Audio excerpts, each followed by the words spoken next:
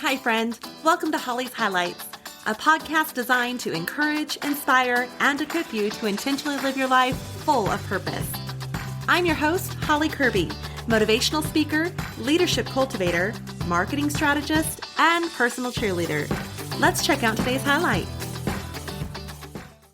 Today we are highlighting Bosses Day, and as we'll discuss, one of the ways to be a better boss is to invest in you and your team. Whether you're looking for some one-on-one guidance that focuses on a specific need or growth in your own leadership skills, or you're wanting to develop your leaders and help empower them to improve their overall performance while effectively achieving their goals, leadership coaching can help. As Forbes recently pointed out, there are so many benefits of coaching, such as self-awareness, self-confidence, and self-leadership. They went on to report that 70% of individuals who received coaching benefited from improved work performance, relationships, and more effective communication skills.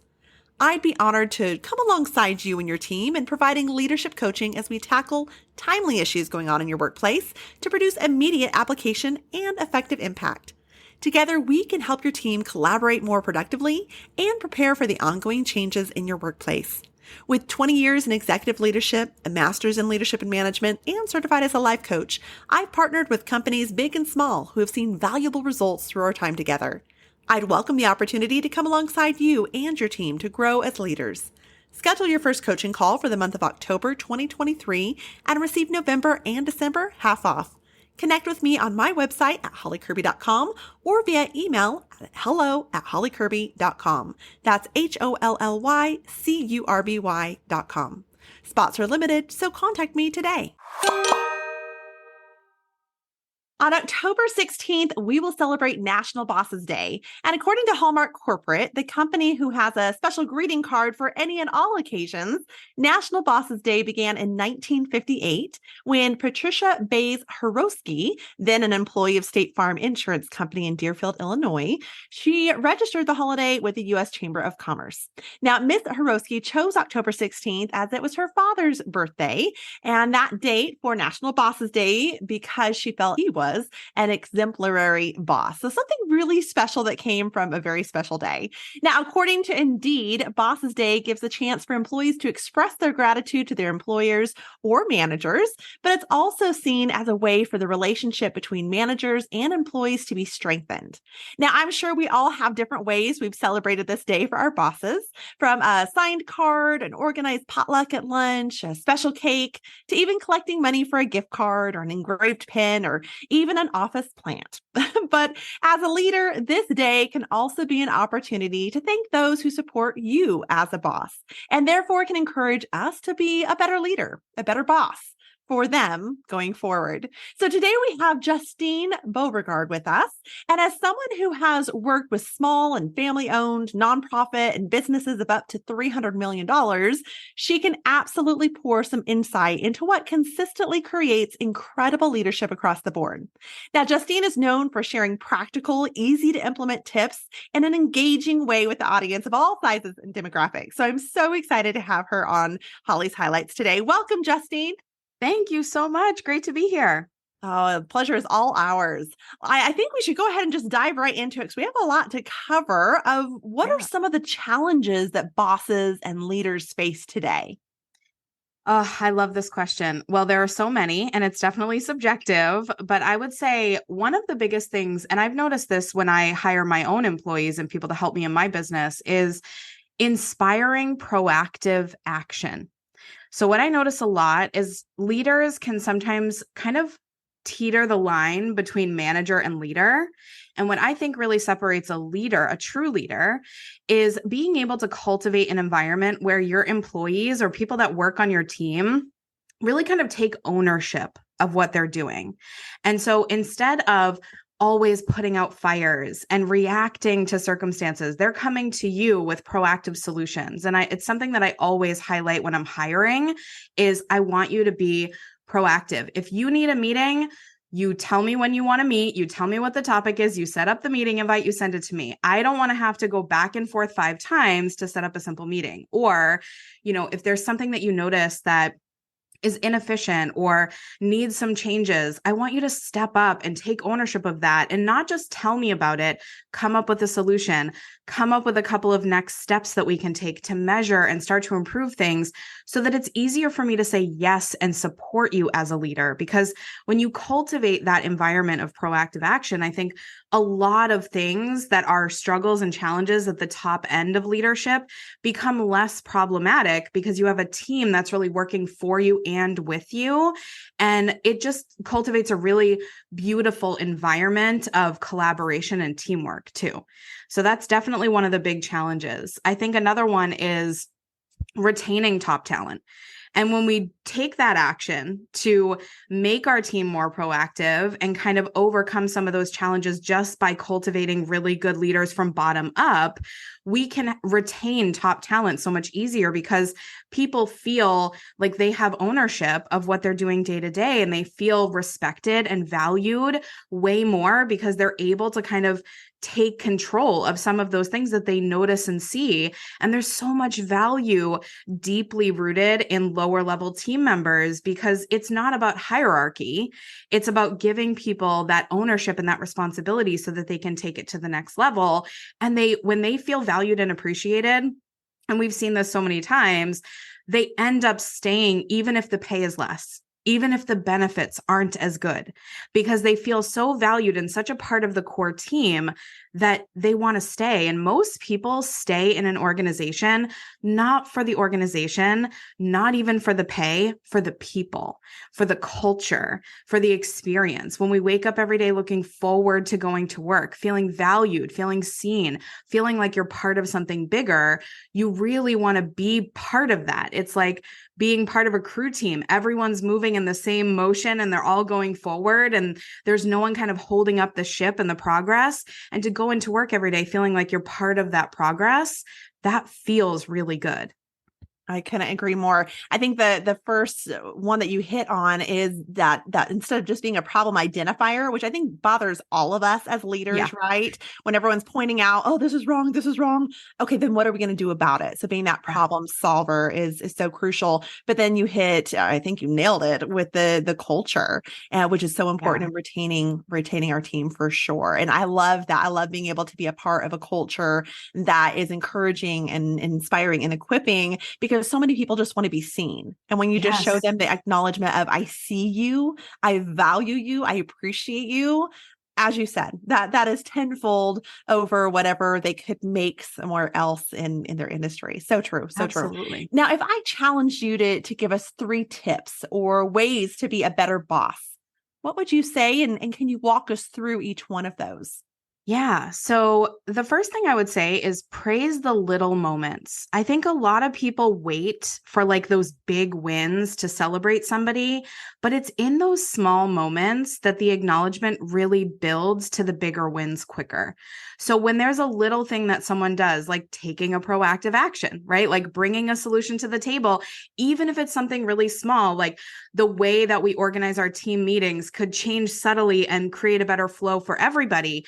That one suggestion is worthy of praise, of recognition. And it doesn't have to be monetary, but it's great when it is too, right? Like someone does a great job and you say, hey, let's take you to lunch today to celebrate that win. Or let me give you a gift card for gas, or, something really simple and small to just acknowledge the employee for the work that they're putting in and the solutions they're coming up with. And that also cultivates the environment of not just retention, but also more proactive problem solving, more critical thinking, more boldness and courage to be able to speak up and say the things that you want to say. And I think a lot of leadership is encouraging that, because we can stifle people when they're doing little small things and they're just like, oh, well, I guess the team structure, I had that solution, but I didn't really feel rewarded. So I'm not going to go back and create something else. Like I'm going to spend my time on me and my personal development or with my family instead.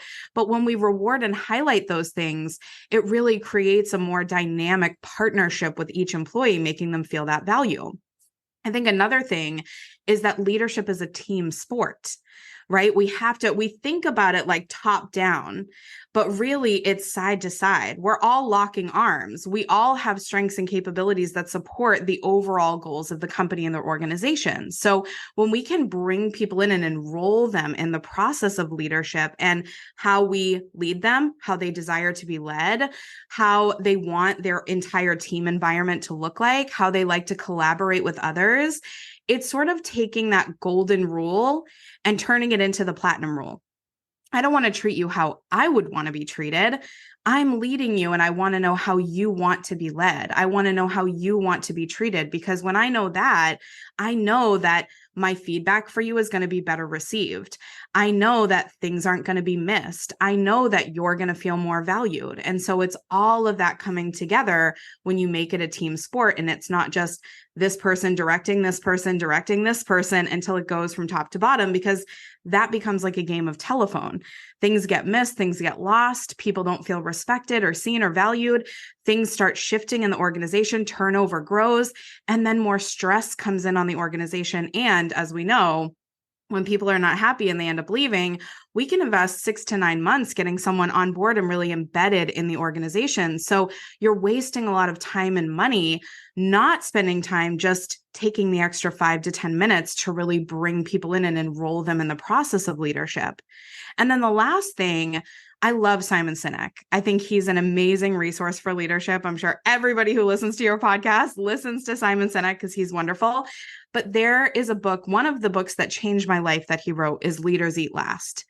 And he tells the story of how leadership is like a family. So when there was a recession in 2008, there was a company, and I can't remember the person's name, but I think it was Bill Chapman or something like that. But there was this company and they had to face a big decision. Do we lay people off and have them lose their jobs? Or do we enroll the entire company to take a blanket cut and figure out how to make it work?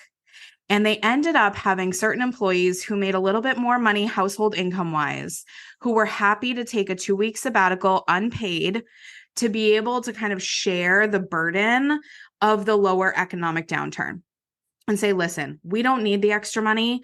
This person who's a single mom who has 3 kids to support really needs the extra hours. Instead of laying that person off, let's give her some of our hours. Let's kind of spread the burden, just like we spread the wealth when we're doing great, right? And it's that concept of looking out for one another, caring for each other, really putting the people before the needs of the profit or the bottom line or the organization as a whole, because the people are what make a company profitable.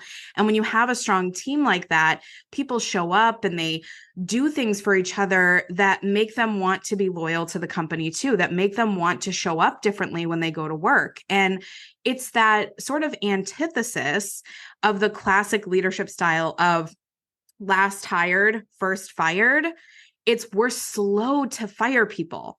We want to nurture them. We want to take responsibility when they're not showing up. And obviously, yes, we still have to fire people sometimes. We still have to do layoffs sometimes. It's a difficult decision we have to make as leaders. But if we can, as much as possible, treat it like a family and see people, as important, as valued, as humans, instead of numbers on a spreadsheet, we're going to create a very different dynamic in the workplace where we don't even have to ask people to stay late or show up or step up. They offer because they're happy to be part of that environment. So those are the 3 things that I would really focus on. Yeah, it all goes into that care, just showing the basic care for people, right? And so many companies are missing that. And I love that you pointed out that book, because that actually is one on my bookshelf and I love it. So yes, if you have not read it, definitely read that Leaders Eat Last. It's a wonderful leadership book. And I think it's a great book for anyone, even if you don't claim yourself as a leader. I think there's a lot that we can soak up from that book. So now you just kind of touched on the care itself, but one thing we as leaders hear again and again is the importance of investing in others, not just caring for them, but investing in others, building that bench, so to speak. So what can that action plan look like? Yeah. So at first, I think it's so important to define your mission, vision, and values as a company and get everybody on board. Like step 1 is really figuring out what is everyone's goal? And then what's the goal of the company so that we have a direction? Because you can't have an action plan unless everyone's kind of on the same page and having that destination in mind. So definitely starting there and getting really clear. I love going to companies' websites and seeing their mission, vision, and values highlighted right on the page. Like if you go to Amazon's website or even Google's website, like big companies, they all have a page about their values and how they lead their teams. And I think that's super important to really set yourself up for success in knowing how and where to invest in your people and make sure that everyone's going toward the same kind of end result as a collective. And then I think identifying the strengths of the team and leveraging them, right? So figuring out, is there a skills gap over here, but this person's the right fit? Or do we have to maybe create a program to invest in people to kind of build a certification on this side to make sure that there is some consistency here? Or are people asking for support in certain ways to really show up differently? Do they want certain lunch and learns or workshops, or how do they want to be supported in terms of materials and, things that they need? Sometimes, especially through COVID, and we've seen this multiple times even before the pandemic, sometimes people need more flexibility in their schedule. How do we hold them accountable? What tools do we give them that we can invest in to make sure that they are working at their best? And I think too, with that, there's sort of like a subcategory of that one, which is understanding that we're not paying for time. Right? Like a lot of people focus on the 40-hour work week, and I'm all about like maximize your time and be productive and all of those things. But especially with the culture of today and having that remote work kind of coming into play, it's not about putting in a full 8 hours. It's about fulfilling your mission as an employee and getting the work done that you need to do. And I think people should be rewarded for their efficiency. If you're getting all of your 40-hour work week done in 30 hours, take 10 hours off, right? Like you're fulfilling your job description. And so even subtle investments like that, where we honor, these are the things that you signed on for as an employee, and these are the things that you got done. I don't care if it takes you 20 hours. I don't care if it takes you 50 hours. Some people are going to pay a tax on being less efficient, and some people are going to get rewarded for that. And I think that's such a beautiful way to reward people and invest in them and kind of build that bench. And then the last thing is really find ways to measure success. Set simple goals and bring everyone on board. So we've heard, I'm a sales trainer and coach by trade. So we've heard of gamification, bringing people in and kind of setting different goals and hitting them, and milestones and prizes and incentives and all of these things, which work really well in sales. But I think they work really well overall. Like people love to be rewarded. They love to be appreciated. One of the top love languages is gifts, right? And so if we can find ways to really set those simple goals and milestones so that everyone knows what they're after. I find this so common where people just want a lot out of their employees, but they don't get clear on what it is that they do want. And not everybody's enrolled in those goals. So when we ask our employees, like, how's it going this month? And they're like, good, I think, like I'm doing what I was going to do. I said I was going to do these things and I did those things. But how do we know they're successful? How do we make them accountable to their goals? How do we create a secondary layer of accountability and encouragement for our teams and invest in those things to make sure that not only are they being hit, but they're also top of mind all the time? People are just knowing it and they're excited about it and they're energized about it. And sometimes that's just asking your team, really sending out an email and saying, what's going to make this month the best month for you? What types of incentives would you love to see? Instead of ordering pizza for everyone and half of your staff is gluten intolerant or doesn't like cheese, you're asking them like, what's going to motivate you? For some people, it's going to be a trip to Hawaii. For other people, it's going to be subtle, small gifts throughout the year. And just knowing how people like to be rewarded and how you want to measure success as a company is going to help everybody really feel energized around the momentum that you're creating as a team. Absolutely. I hear in all of that the overarching theme of collaborate. of working Yes. together because things aren't cookie cutter.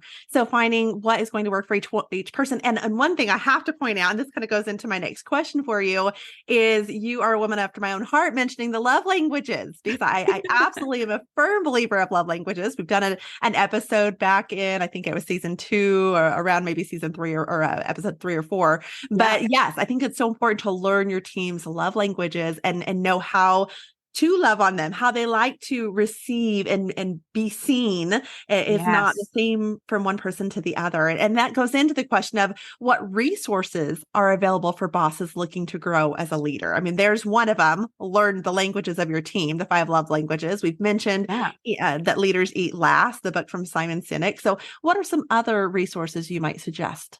Yeah. Well, first of all, Simon Sinek, anything of his YouTube channel, his Instagram videos, his everything he's ever done. The Infinite Game is another great book. Start with Why, another great book. His TED Talk about the Golden Circle, like all of those things. I just can't praise him enough. He's one of my favorite authors, a beautiful writer. Love it.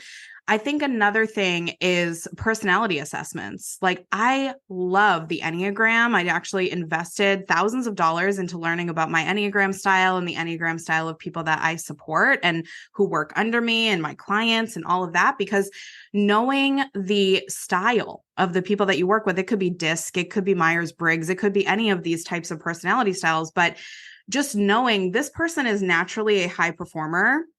This person is naturally a great supporter.